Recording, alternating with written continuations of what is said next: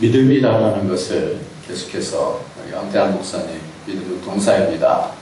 그리고 지난주에 뭐라 그랬죠? 믿음은 남습니다. 오늘은 뭐예요? 믿음은 선택입니다. 믿음에 대해서 여러분들 신앙생활 하면서 계속해서 믿음 많이 들어오는데 여러분들은 어떻게 정의할 수 있을 것 같아요? 믿음을 마음속에 한번 정의 한번 해보시기 바랍니다. 믿음은, 내가 생각할 때는 믿음은 뭐다? 이런 부분들을 정의가 계속해서 새로워져야 돼요. 믿음에 대한 정의가, 믿음이라는 것은 잘한다. 그리고 히브리서 10장, 어느 11장이라는데 10장 앞에 보면 나의 의인은 믿음으로 말미암아 살리라. 또한 뒤로 물러가면 내 마음이 그를 기뻐하지 아니하리라. 우리는 뒤로 물러가 멸망할 자가 아니요 오직 영원을 구원함에 이르는 믿음을 가진 자다. 구원함에 이르는 믿음, 또 후퇴하는 믿음, 잘하는 믿음, 채워지는 믿음. 그러니까 여러 가지로 이 믿음에 대해서 얘기를 할 수 있는데 여러분들은 어떻게 생각하세요? 믿음, 나의 믿음은 작년하고 비교해서 내 믿음은 어떤가? 내가 처음 믿을 때의 믿음하고 지금은 믿음이 잘한다는 것은 보이지 않는 것들이 자꾸만 보이는 거거든요. 믿음이 어렸을 때는 분별이 잘 안 됐었는데 믿음이 자라면서 뭔가 조금 더 경험을 통해서든지 삶을 통해서든지 말씀을 통해서든지 기도를 통해서든지 보이지 않는 부분들이 내 속에 이렇게 채워지는 것이 이제 믿음인데, 그러니까 믿음이 깊은 사람인데 늘 세상 얘기만 하고 있다. 이것도 믿음이 깊어진 거 아니에요. 그러니까 믿음이 깊어지면 사람들이 알 수 없는 그 비밀들을 간직하고 그 세계가 열려지기 때문에 그 세계 때문에 그 사람의 삶의 양태가 달라지고 말의 양태가 달라지고, 믿음이라는 것은 우리의 삶의 뿌리와 같은 그런 존재거든요. 그러니까 오늘 믿음에 대해서 한번 잘 좀 생각했으면 좋겠는데, 먼저 동영상을 보면서 믿음이 뭘까 생각하시면 동영상을 보시기 바랍니다. 뒤에 불을 꺼주시고.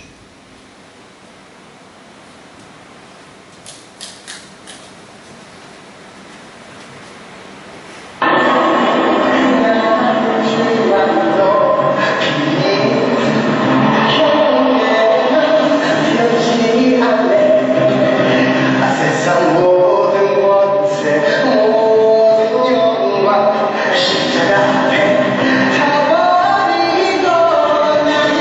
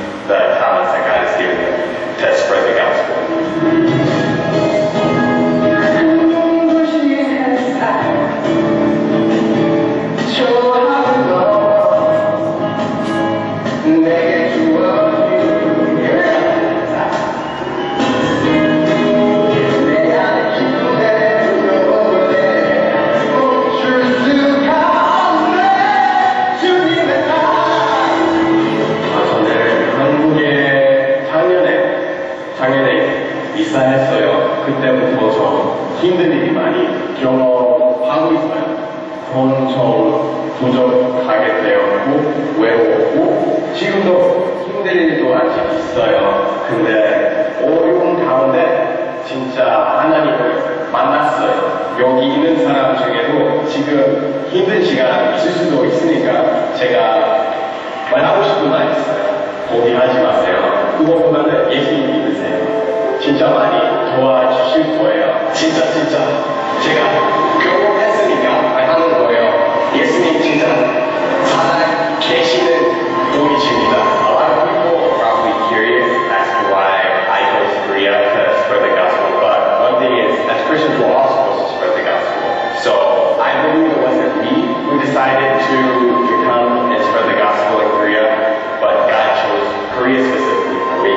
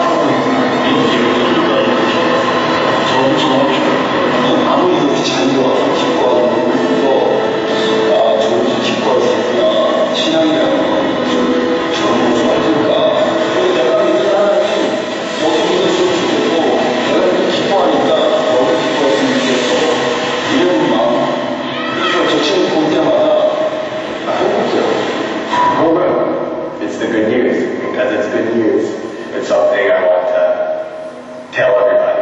I want people to know the good news.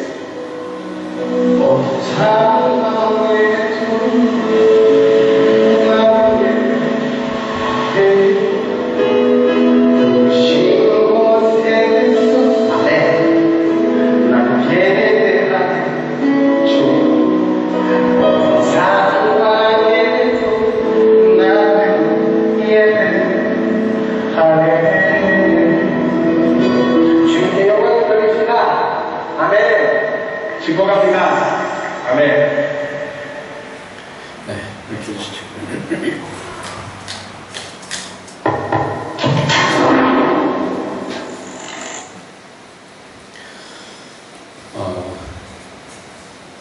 다시 우리의 믿음을 저 사람이 왜 저렇게 할까? 저 사람이 미쳐서 저러는 건 아닐 텐데 왜 저렇게 많은 사람들 앞에서 저렇게 할까? 그런 생각을 하게 됩니다. 저 사람의 선택이죠. 하나님 앞에서의 자기 인생 가운데 있어서 선택이죠. 선택.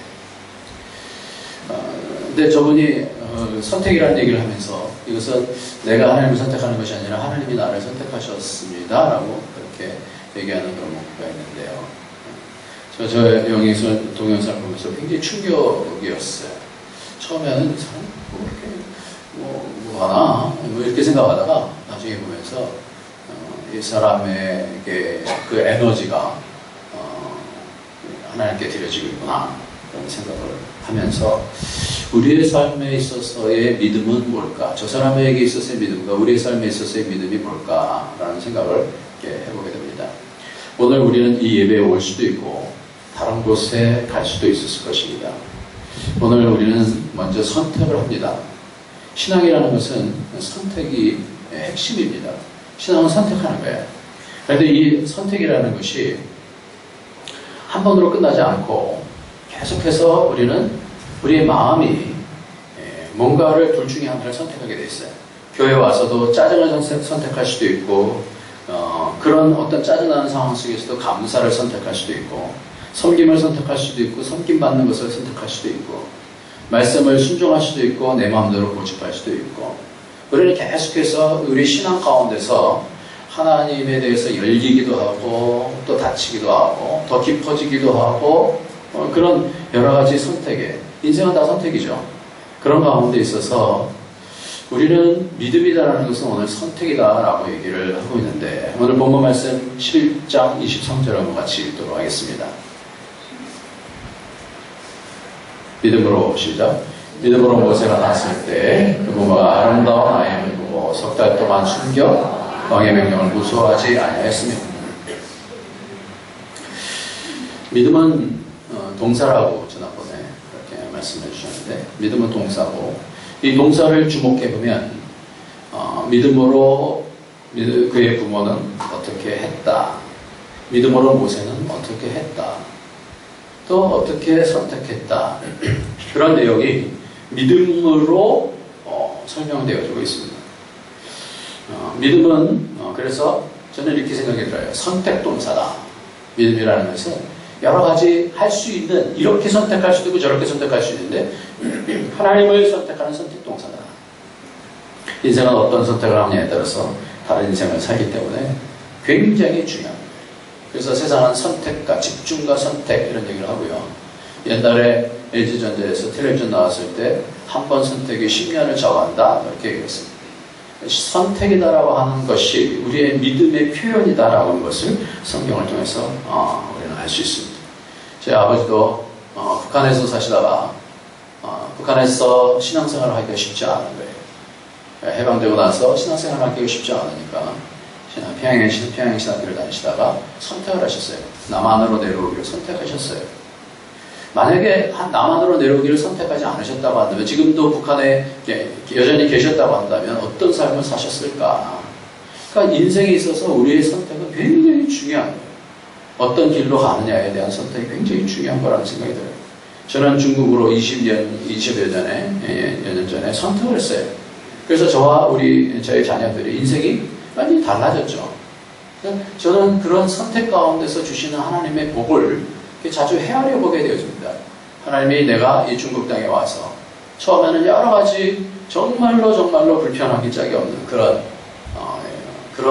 그런 곳이었지만, 그러나 하나님께서 그런 가운데 있어서 저로 하나님 앞에 서게 하시고, 한국에 있으면 너무나 바빠요. 그래서 제가 제대로 성경 공부하고 제가 제대로 하나님 말씀을 준비할 수 있는 시간이 없어요. 그러니까 예배하기 위해서, 설교하기 위해서 준비하고 그러는데, 처음에 와서는 너무나 그런 부분들이 자유하고 또 교단적인 배경에 대해서 눌리지 않기 때문에 하나님의 말씀을 아주 자유롭게 무릎 꿇고 하나님께 묻고 또 많은 교단 사람들 만나면서 제가 많이 배웠어요. 그러니까 그런 선택을 통해서 주시는 하나님의 은혜들이 풍성한 것을 압니다. 우리는 그런 가운데 하나님을 기대하면서 여러 가지 선택을 하는데, 오늘 본문 23절에 보니까 모세의 부모도 선택을 해요. 모세를 보고 석 달을 숨기기로 선택을 했습니다. 그 선택은 왕의 명령을 거절해야 되는 거예요. 그렇다면 왕의 명령을 거절한다는 것은 노예의 신분에서 왕의 명령을 거절하면 죽음일 수가 있는 거예요. 그럼에도 불구하고 죽음을 각오하고 모세를 3살 동안 살려두기로 작정을 합니다. 이 선택 가운데 하나님이 일하시기 시작합니다. 그러니까 우리의 선택이 하나님 믿음의 선택이라는 것이 있어도 되고 없어도 되는 것이 아니라, 우리 인생 가운데서 믿음의 선택이 없으면 뒤로 물러가게 되는 거고, 그런 현장 가운데서 믿음의 선택으로 하나님을 선택하게 되어질 때는 하나님이 일하신다라는 거예요. 여러분, 이것을 믿으시기 바랍니다. 우리가 깨어서 하나님의 마음이 무엇인지 알고 선택하게 되어질 때는, 그때는 하나님이 어떻게 믿음을 따라서 선택한 그것을 손으로 바라보시고 하나님께서 일을 하시는 거예요. 다 죽을 수밖에 없는 환경이었지만 모세가 오히려 바로의 딸의 아들로 들어가게 되지 않습니까? 그럼 모세는 어떻게 됩니까? 믿음을 얘기하면서 모세는 어떻게 됩니까? 24절 한번 읽겠습니다. 믿음으로 모세는, 시작. 믿음으로 모세는 장사 바로의 공주 아들이라 칭함을 거절하고 칭함받기를, 바로의 공주의 아들이라 칭함받는다는 것은 모든 것을 내포하는 내용 아니겠습니까? 경제적으로, 정치적으로, 뭐 문화적으로, 사회적으로 그 어떤 것 가운데서 가장 탑을 이루는 금수저 숟가락을 얘기하는 거 아니겠어요? 근데 이 금숟가락을 세상 말로, 시체 말로 포기하면 그거 뭐예요? 그런 바보가 어디 있어요? 거절했다 그랬어요. 근데 말씀을 잘 보면 모세는 장성하여 거절했다 그랬어요. 장성했다라고 하는 단어는 뭡니까? 자기 결정력이 생겼을 때라고 저는 생각이 들어요. 이제 나이가 들어가면서 자기가 장성해서 뭔가 하나님의 뜻에 대해서 응답하려고 하는 그런 자유의지를 얘기합니다. 장성해서 자기 결정력이 생겼을 때 하나님을 선택하고 공주의 아들됨을 포기를 합니다. 이것은 믿음이다라고 성경은 분명하게 얘기를 합니다. 그러니까 믿음이다라는 것은 어떤 머리의 생각과 동의를 얘기하지 않아요. 그걸 믿음이라고 얘기하지 않아요.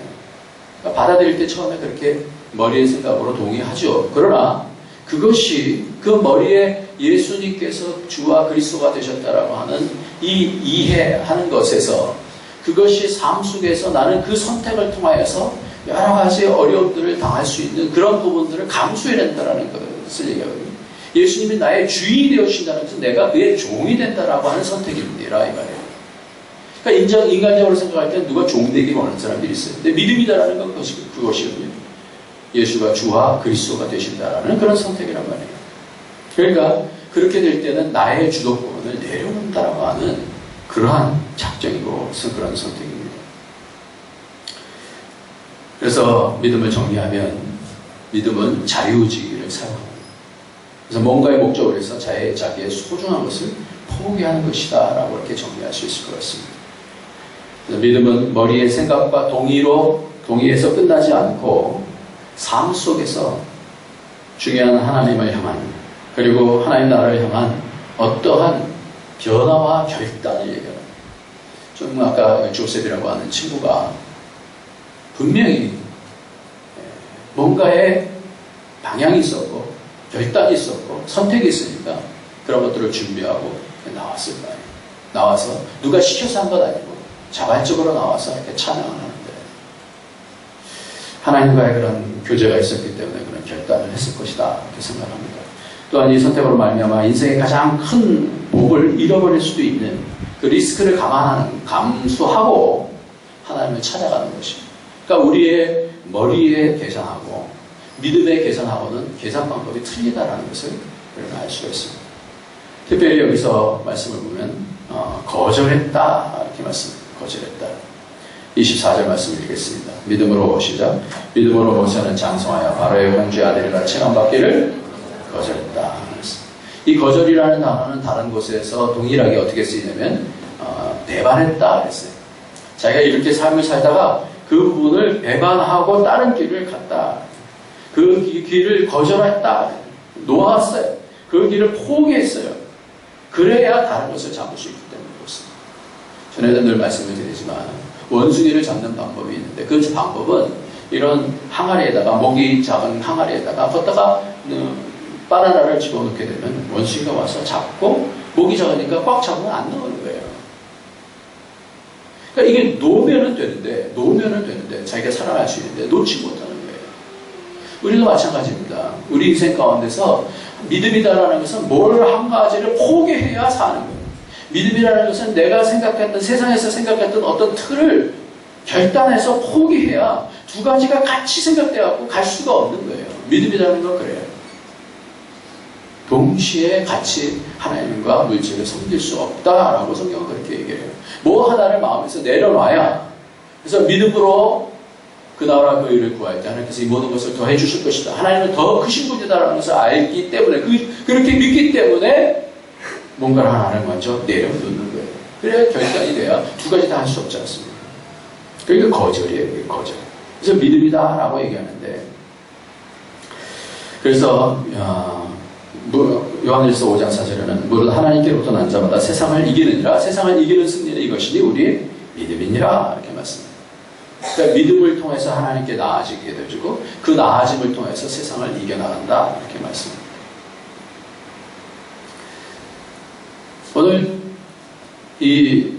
모세는 25절 말씀을 보면 한 가지 더 동사가 있는데요. 그 앞에는 거절했다 그러고 두 번째는 뭐냐면 25절 말씀입니다. 시작. 도리어 하나님의 백성과 함께 고난받기를 잠시 죄악의 낙을 누릴 것보다 더 좋아하고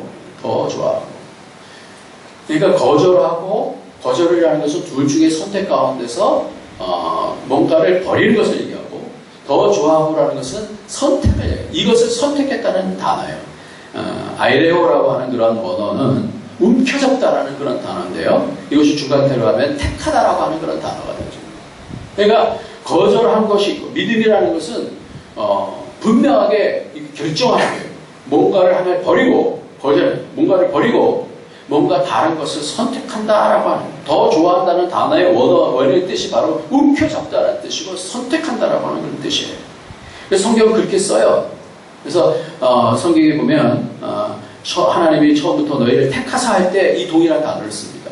선택하는 거예요. 뭔가 다 잡을 수는 없으니까 뭔가 가까운 데서 딱 내가 정말 원하는 것을 딱 이렇게 잡는 것이 바로 믿음이다. 그래서 믿음은 선택의 문제예요. 그런데 우리가 동사를 여러 가지 많이 봤어요. 그 부모님들도 두려워하지 아니하는 그런 선택을 해요. 그리고 모세도 선택을 하는데 바로의 공주의 아들이라 칭함받기를 거절하는 선택을 하고 있습니다. 그러면서 하나님의 백성과 함께 고난을 받는 것이 잠시 죄악의 낙을 주는 것보다 더 선택을 해요. 이쪽으로 완전히 선택을 해요. 더 좋아한다는 것은 비교급을 얘기하는 게 아니에요. 이거는 버리고 다른 것을 선택할 때. 그래서 성경은 히브리서는 더라는 말씀을 계속해서 많이 해요. 여러분 하나님의 세계와 세상 세계를 잘 비교해보면 이게 완전히 다르면서도 비슷한 것이 있어요. 세상에서 올림픽의 국어가 뭐죠? 더 자꾸만 헷갈려요. 더 멀리, 더 빠르게, 더 높이, 또 없네. 하여튼 세 가지인데 뭐 또 하나가 뭐 또 알까리하게 그런 것 같아요. 아무튼 그 세상에도 뭐예요? 세상의 구어도 더예요. 더. 근데 히브리서에서는 이것이 완전히 반대로 거꾸로 하나님 나라에 있어서 더해요. 그래서 히브리서를 잘 읽어보면 더 좋은 은혜, 더 좋은 언약 이런 식으로 더라는 단어를 쫙 꿰뚫어 보면 히브리서가 쫙 열리게 되어 있어요. 제가 여러 차례 말씀드리지만 키워드가 있거든요. 이 키워드를 잡으면 히브리서가 쫙 열려요. 계속해서 그 얘기를 하고 끝나요. 근데 오늘 본문 가운데서는 뭘 얘기했냐면 더 좋아했다 그랬어요. 선택이에요. 선택. 이것을 버리고 이것을 하나님 나라를 선택했다라는 것을 얘기합니다. 그런데 이런 선택동사인데 이런 선택동사 가운데서 그러면 왜 선택했을까? 이 질문을 하게 되어 있어요. 믿음의 사람은 계속해서 선택을 하는데 그럼 그 사람들이 왜 선택을 했지? 아브라함 같은 경우는 계속해서 선택이에요. 하나님의 뜻을 순종하든지 순종하지 않든지. 그럼 그 동력이 어디서 나오냐라는 거예요. 여러분들 어떤 일을 할 때 뭔가 나를 꿈틀꿈틀 움직이게 하는 뭔가 동력이 있어야 되는 거 아니에요? 여러분들 뭐가 여러분을 움직이게 합니까? 어떤 사람들은 가만히 있다가 모든 게 벌떡 일어나게 하는 게 있어요. 우리 딸 같은 경우는 무슨 게임 수령을 하면 벌떡 일어나요.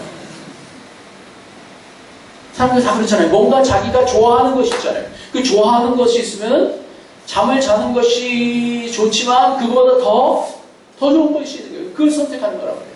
그렇다면 이것은 더 재미있는 것을 선택하는 것은 쉽게 이해가 가지만 지금 고난받는 것을 선택한다고 했어요. 그렇다면 이 고난받는 것을 선택할 때는 뭔가 다른 그런 원인이 있는 거 아니겠어요?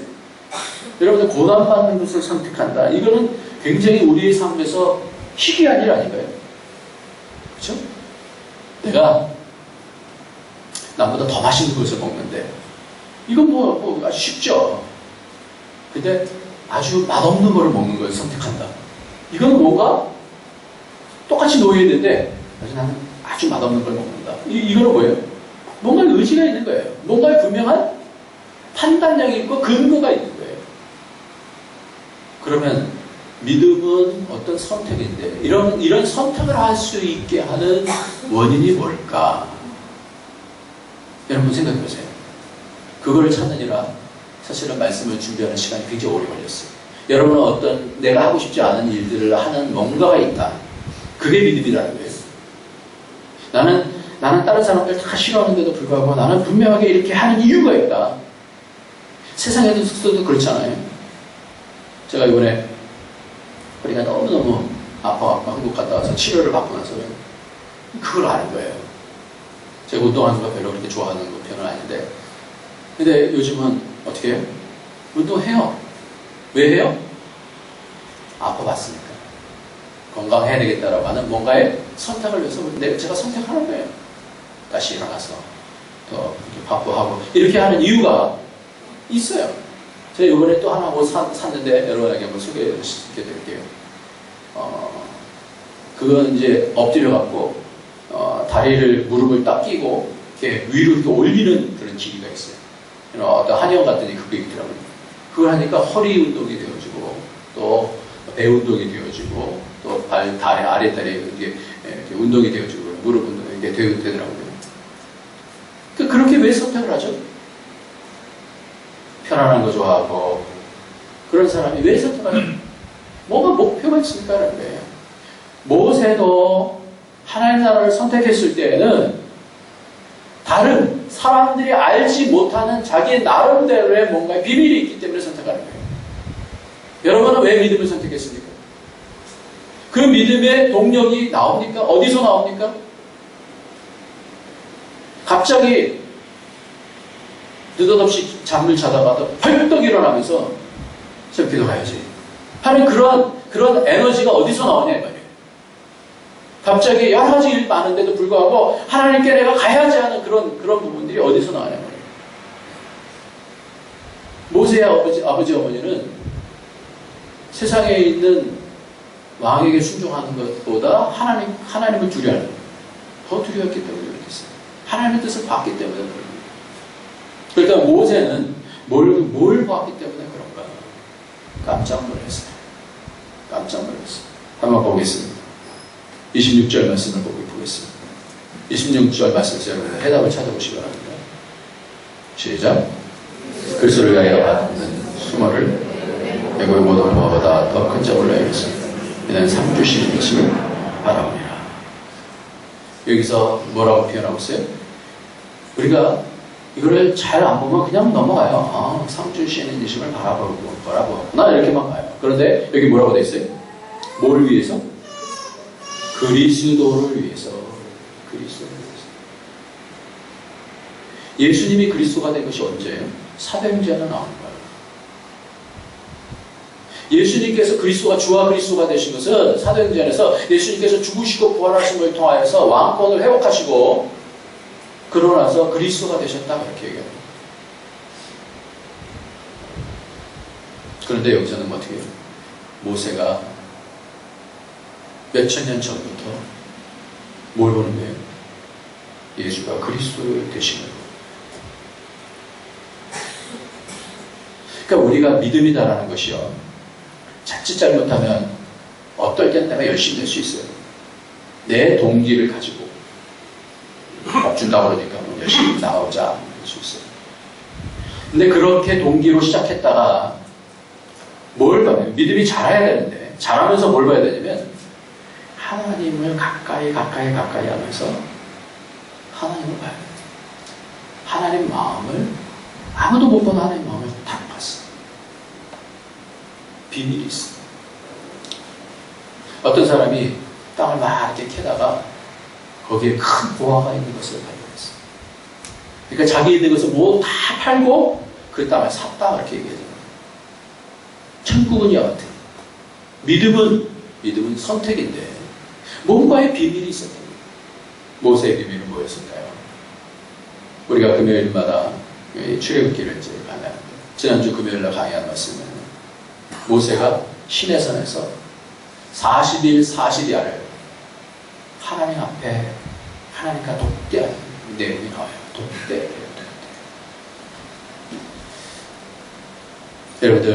여러분들하고 대통령이 가지 비밀을 가지고 독대를 했다고 하는 생각이 없어요. 그래서 다른 사람들이 알지 못하는 여러 정보들을 가지고 있을 거 아니에요. 그래서 그 얘기를 딱 했다고 생각했어요. 뭐가 생긴 거예요? 나라를 보는 시각이 생기고 비밀이 있는 거예요. 그럼 거기다 어떻게 올인하게 되는 거죠. 지금 하나님을 독대했던 40일 40야를 자지도 않았다는 거예요. 낮과 밤을 40일 동안 계속해서 하나님하고 가까이 이야기를 하고 얼마나 많은 얘기를 했겠어요. 부부가 평생 살면서 이야기하면 40일, 40년 정도 이야기할지 모르겠어요.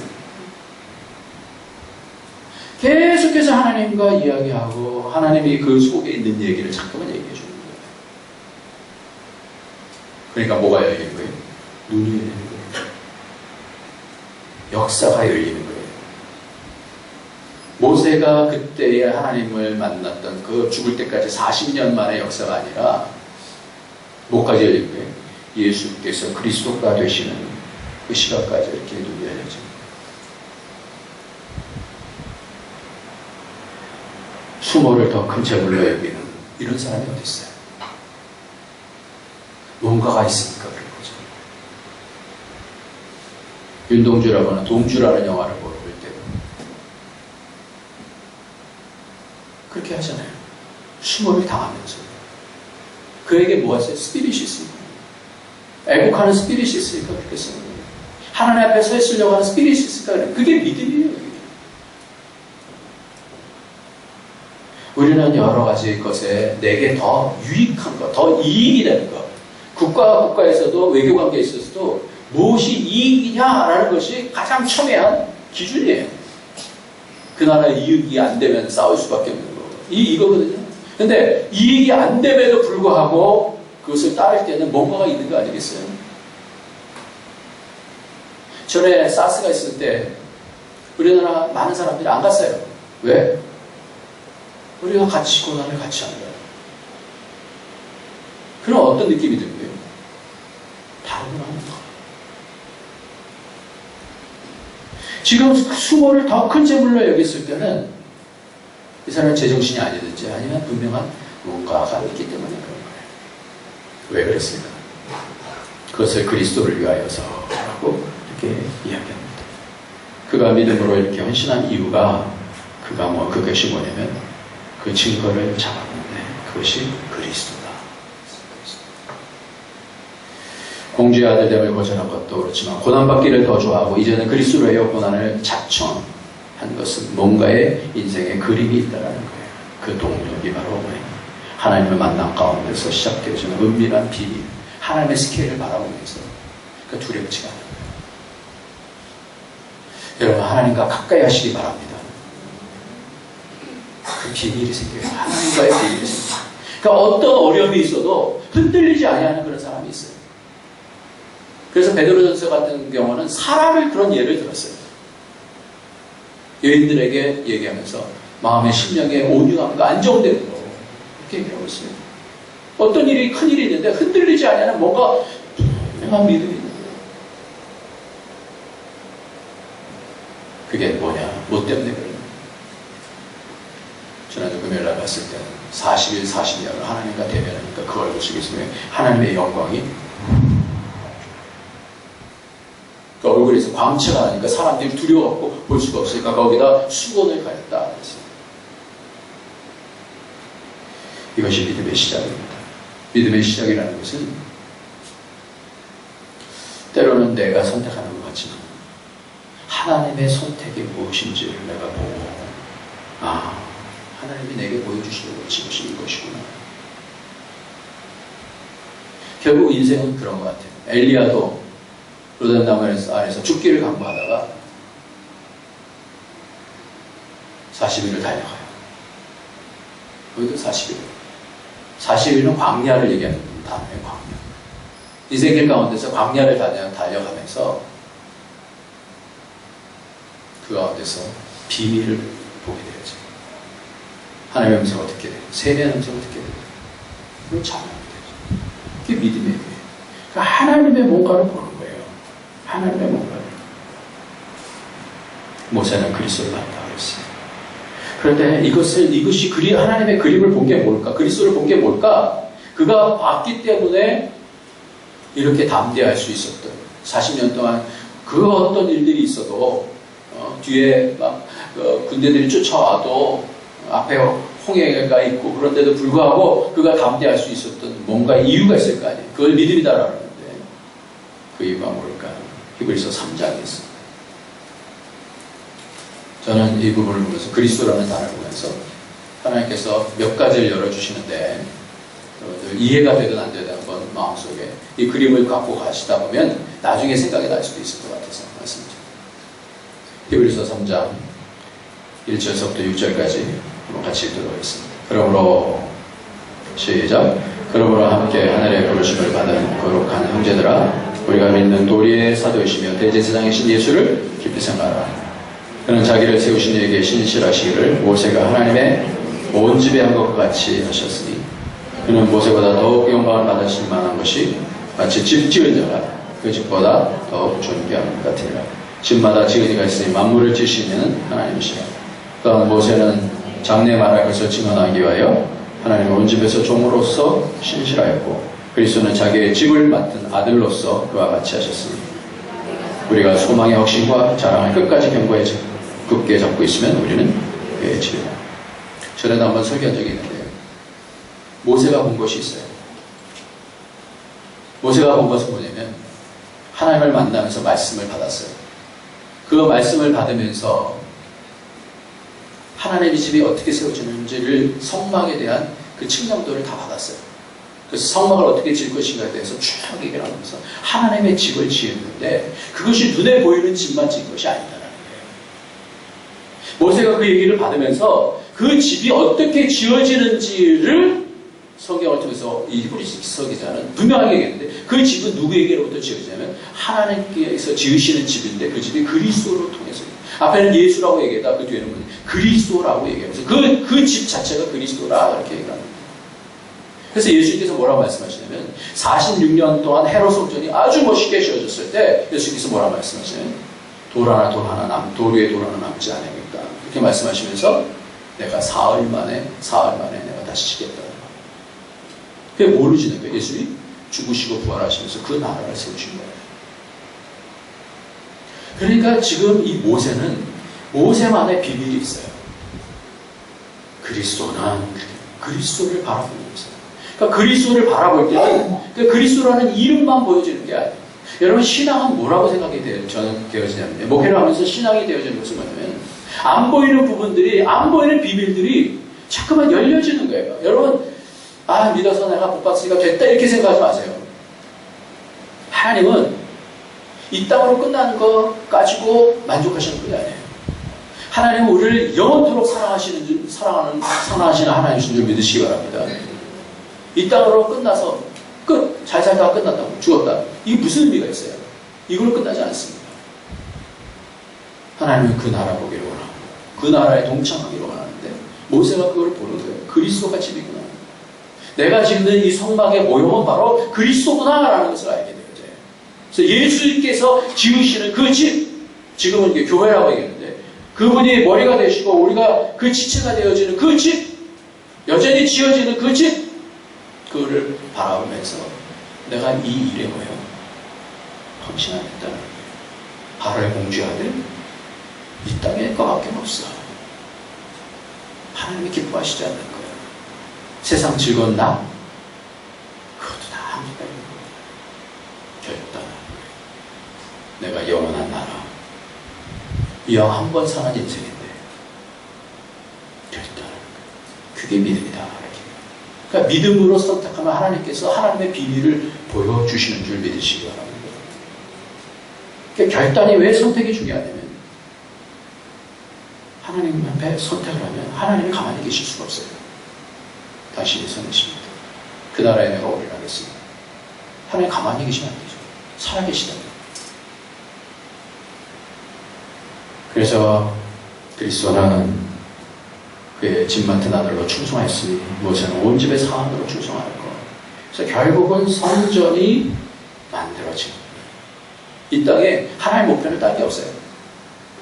그러면서 보여지는 머릿속에서 탁탁탁 들어지는 생각이 뭐냐면 이 땅은 하나님의 뭐예요? 발등상이라고 그랬어요.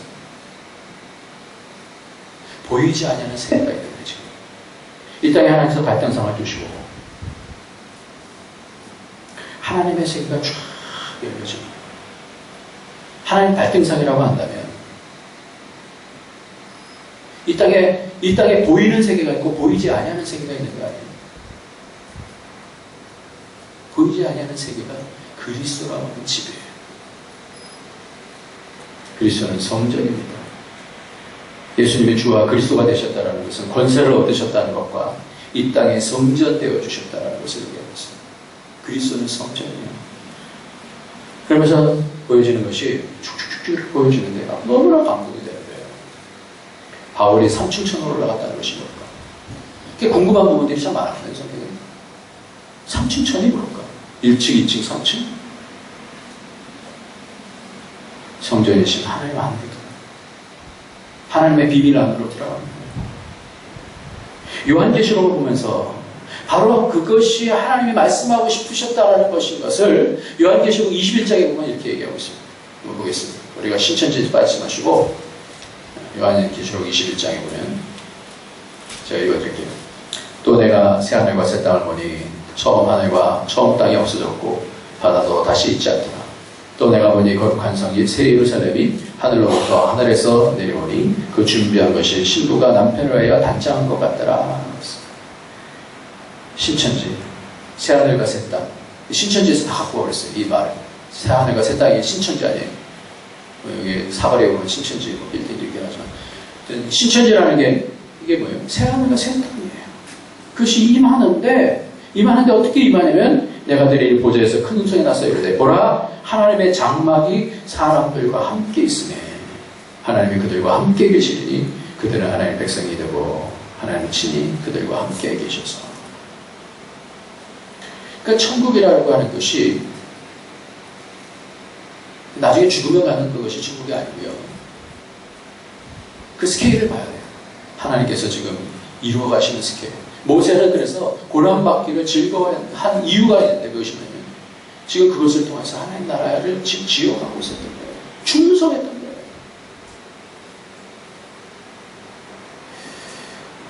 이 바울이 또 그것을 기대했어요. 그리스도와 안에 내가 모든 것을 배설물로 여기고 내가 그를 얻고 그 안에서 발견되려 하느니 그랬거든요. 그리스도를 얻고 그 안에서 발견되려 하느니 그런 말씀을 해요. 잘 이해 안 되는 그런 말씀을 해요. 근데 그 안에서 그 안에서 발견된다는 게 뭐예요? 그리스도는 성전이에요, 성전. 하나님 나라. 그 안에서 발견되려 하느니 모든 것을 버림을 통해 배설물로 여기고 내가 이것을 선택한다는 거거든요. 그러면서 그가 한 얘기가 있어요. 그게 뭐냐면 그리스도 예수께 잡힌받은 것을 내가 잡으려고 쫓아가는 거예요. 이제 세상의 것은 다 의미 없고 그리스도께 잡힌받은 것을 하나님의 명령, 하나님의 비밀을 잡고 내가 이제는 달려간다. 이렇게 얘기합니다. 광야의 시대 가운데 광야는 40은 광야의 숫자라고 했죠. 예수님도 시험 받으러 광야로 들어서서 40일 동안 금식하시고 마귀에게 시험 받으시고 이기셨어요. 40일이라는 것은 광야의 숫자예요. 그 가운데서 하나님 나라를 이루고 광야를 다니면서 40년 동안 모세는 뭔가를 붙잡았기 때문에 그게 뭐예요? 그리스도를 붙잡았기 때문에 그것이 동명이 되어졌어요.